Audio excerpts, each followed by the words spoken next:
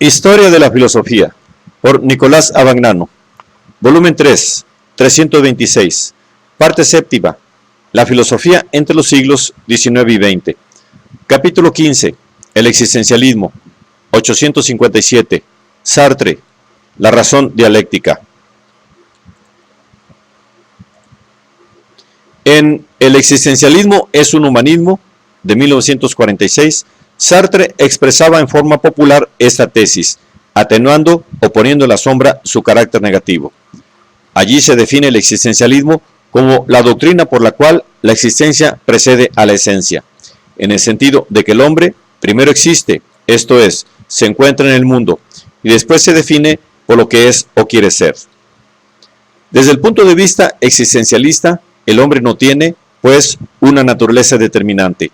Él es como se hace en su proyecto fundamental y es plenamente responsable de su ser. También es responsable de todos los demás hombres, porque la elección que hace es también la elección del ser de los demás y de los valores que deben invadir el mundo y convertirse en realidad. Desde este punto de vista, la angustia es solo el sentimiento de la propia, completa y profunda responsabilidad, y por tanto no conduce a la inercia, sino a la acción. En cuanto a la desesperación, significa solo hacer asignación sobre lo que depende de nuestra voluntad, o sobre el conjunto de las probabilidades que hacen posible nuestra acción. Pero ni ella conduce a la inercia, aunque disuada de creer en la realización infalible de aquello en que estamos empeñados. En conclusión, el existencialismo es una doctrina optimista, porque afirma que el destino del hombre está en el hombre mismo, y que el hombre no puede alimentar la esperanza sino en su acción, y no puede vivir sino para la acción. Como se ve, ya en 1946, Sartre insistía en los aspectos positivos del existencialismo, poniendo en paréntesis los aspectos negativos o paralizantes que habían hallado expresión en el ser y la nada. De este breve escrito, que ha contribuido enérgicamente a la difusión de las ideas de Sartre, el existencialismo sale definido como un pesimismo de la teoría y un optimismo de la acción. El hombre puede hacerse por sí, por tanto puede hacerse cualquier cosa. No existen esencias, valores ni normas que predispongan o guíen su hacerse, pero tampoco existe un límite de este hacerse, un no posible que delimite bastante sus posibilidades. Sustancialmente, aquel escrito llevaba al existencialismo a constituirse como una teoría de la acción y de la historia. Esta teoría la dio varios años después Sartre con La crítica de la razón dialéctica, 1960. Pero aún conservando el esquema general del existencialismo y algunos de sus conceptos, se nos presenta como una reinterpretación del marxismo, que Sartre, entre tanto, venía ilustrando y defendiendo en sus ensayos políticos, especialmente los artículos Les comunistes et la paz en Los tiempos modernos, de 1952-1954. Y en efecto, para que el existencialismo sartriano se hiciese capaz de desarrollarse en una teoría de la acción y de la historia, se producía una revisión radical de sus planteamientos fundamentales. La tesis de tal existencialismo, como se desprenden del ser y la nada, pueden resumirse así. 1. La filosofía es psicoanálisis existencial en el sentido de ser el análisis del proyecto fundamental en que consiste la existencia. 2. El proyecto fundamental es fruto de una elección absolutamente libre, es decir, no vinculado o limitado por alguna condición ideal o factual. Esta libertad es el destino del hombre. 3. El proyecto fundamental es un proyecto totalitario. Decide no solo del ser de quien lo elige, sino también del ser de los demás y de la totalidad del mundo. Por eso, carga a quien lo elige con la responsabilidad de todo lo que es o acontece en el mundo. 4. El proyecto fundamental puede ser alterado o destruido en todo momento. Por su carácter totalitario, está inevitablemente destinado al fracaso, porque el hombre no es Dios, esto es, no dispone de un poder infinito para realizarlo. Todos los proyectos fundamentales son equivalentes porque no hay condición alguna de hecho o de valor que pueda, de todos modos, orientar la elección de ellos o servir para juzgarla. Una filosofía que consta de estos puntos básicos es, naturalmente, una filosofía contemplativa. Filosofía que no da al hombre nada que hacer, sino que solo lo hace consciente, como lo hace todo tipo de psicoanálisis de las propias estructuras constitutivas. Pero que el hombre sea consciente o no lo sea de tales estructuras no es cosa que influya en el destino del hombre, que sigue siendo la libertad absoluta de la elección, es decir, la equivalencia fundamental de los proyectos de mundo en que se concreta la elección. En la crítica de la razón dialéctica de 1960, Sartre emprende una revisión de estas tesis para adaptarlas a las exigencias de una teoría de la acción. En primer lugar, se cambia por completo la noción de proyecto. En el ser y la nada, el proyecto, como ya se ha dicho, no tiene ninguna condición. No parte de datos, pero los produce porque es la manifestación de una libertad sin condiciones. En la crítica de la razón dialéctica, el proyecto es el rebasamiento de una situación dada, que define los límites y las condiciones de posibilidad del proyecto mismo. Sartre dice, decir de un hombre lo que él es, significa decir lo que él puede y recíprocamente.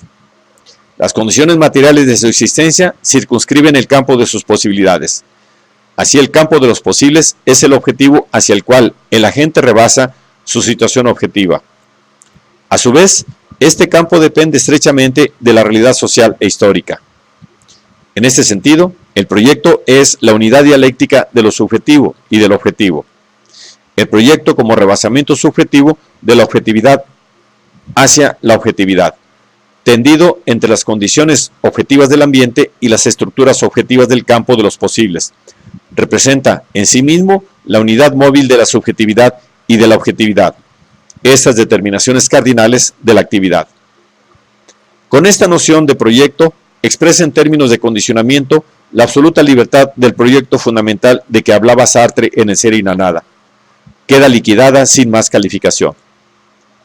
Entonces resultan posibles otras determinaciones del proyecto, que son: 1. El proyecto tiene un dato que está constituido por las condiciones materiales de nuestra existencia y por nuestra misma infancia. 2. El proyecto debe necesariamente atravesar el campo de las posibilidades instrumentales, porque los caracteres particulares de los instrumentos condicionan la objetivación, es decir, tanto la situación de donde parte como aquella a la que tiende. El proyecto define el ser del hombre como elección o libertad, pero es elección o libertad solo en cuanto a la obra, el acto o la actitud en que el mismo consiste, no se reducen a los factores que los condicionan y no pueden reducirse a tales factores con una explicación puramente mecánica. Concebido con estos caracteres, el proyecto tiene una semejanza muy lejana con lo que Sartre entendía, con el mismo nombre, en El ser y la nada, pero un parecido mucho más estrecho con la antropología de Marx, tal como se expone sobre todo en las obras juveniles. Sin embargo, a diferencia de esta antropología, el proyecto de Sartre sigue siendo, como lo era en El ser y la nada, una tarea privada de cada hombre. Se agota en el movimiento subjetividad-objetividad que constituye la esencia singular. El proyecto concierne a los demás y al mundo, esto es, abarca en su propio ámbito a los demás y al mundo, pero como proyecto no es sino la elección de lo singular cuya esencia constituye. Para corregir este solipsismo del proyecto, Sartre recurre a la noción de razón dialéctica. A este propósito, Sartre declara que acepta sin reservas el materialismo histórico de Marx. La razón dialéctica ha de concebirse, añade Sartre, en el interior de la experiencia directa y cotidiana, y como dotada de una universalidad y necesidad que se contienen en toda experiencia, y que al mismo tiempo la sobrepasan. En el interior de esa experiencia, el hombre, por un lado, experimenta la dialéctica como un poder enemigo, por otro lado, la hace.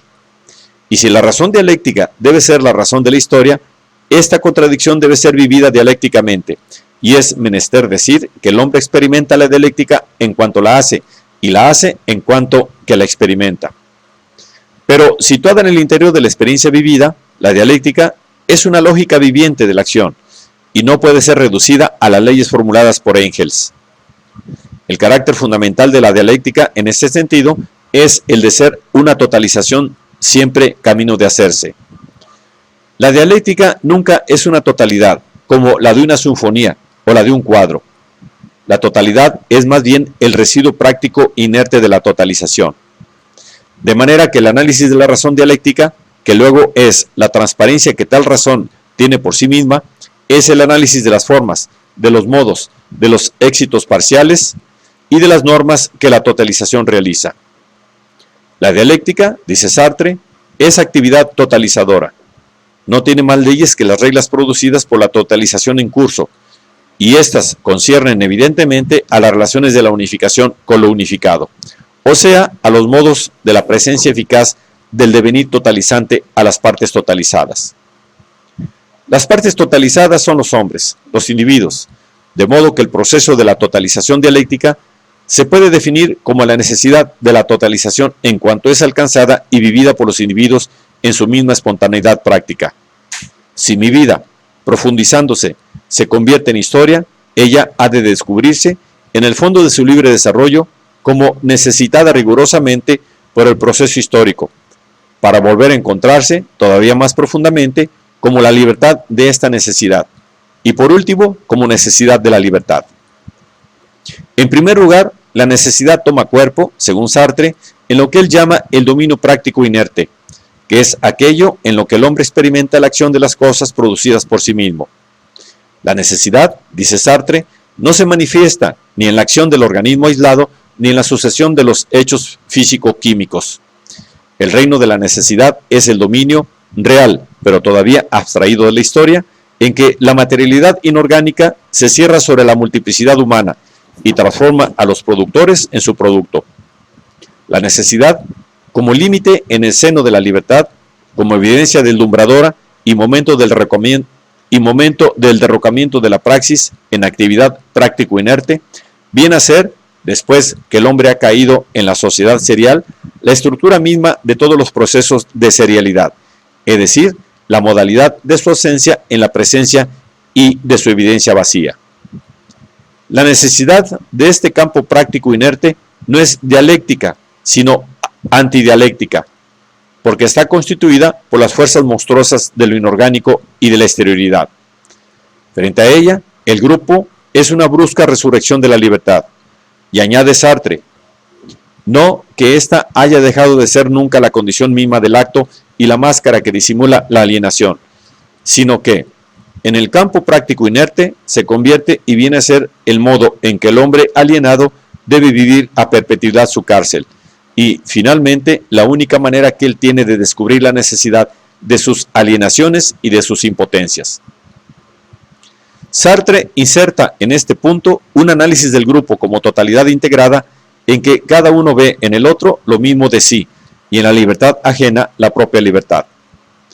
La praxis individual se constituye en el grupo, libremente, en praxis común, y esto no sobre la base de un contrato social, sino del trabajo y de la lucha. El acto creador del grupo es el juramento por el cual nosotros somos nuestros propios hijos, nuestra invención común. Por otra parte, los comportamientos internos de los individuos comunes, la fraternidad, el amor, la amistad, como la cólera y el linchamiento, derivan su terrible poder del terror, que el grupo inventa para hacer frente a la intensidad de las amenazas externas y que se emplea al mismo tiempo en el interior del grupo para el refundimiento o remodelamiento del mismo grupo. La soberanía en el grupo es la relación de reciprocidad o de consoberanía entre los individuos, cada uno de los cuales es el verdadero soberano. Por lo cual, la soberanía no deriva de una elección, sino que es el resultado del proceso por el cual la soberanía del jefe se constituye como cuasi soberanía, esto es, soberanía limitada por la reciprocidad y fundada en la misma interioridad de aquellos por los cuales se ejercita. La alienación a la soberanía es una condición para evitar la alienación a las cosas.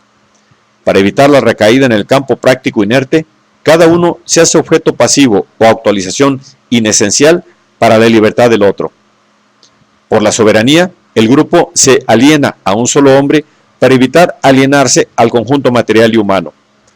Cada uno prueba en realidad su alienación como vida de otro a través de su propia vida, en lugar de probarla como una muerte, como reificación de todas las relaciones.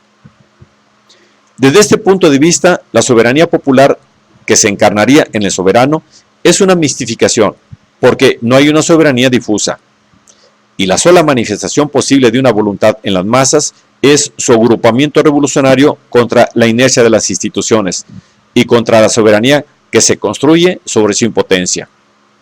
La formación del grupo es, en otros términos, considerada por Sartre de manera análoga a como Rousseau consideró la formación del Estado, como alienación total del individuo, mediante la cual el individuo mismo adquiere su libertad.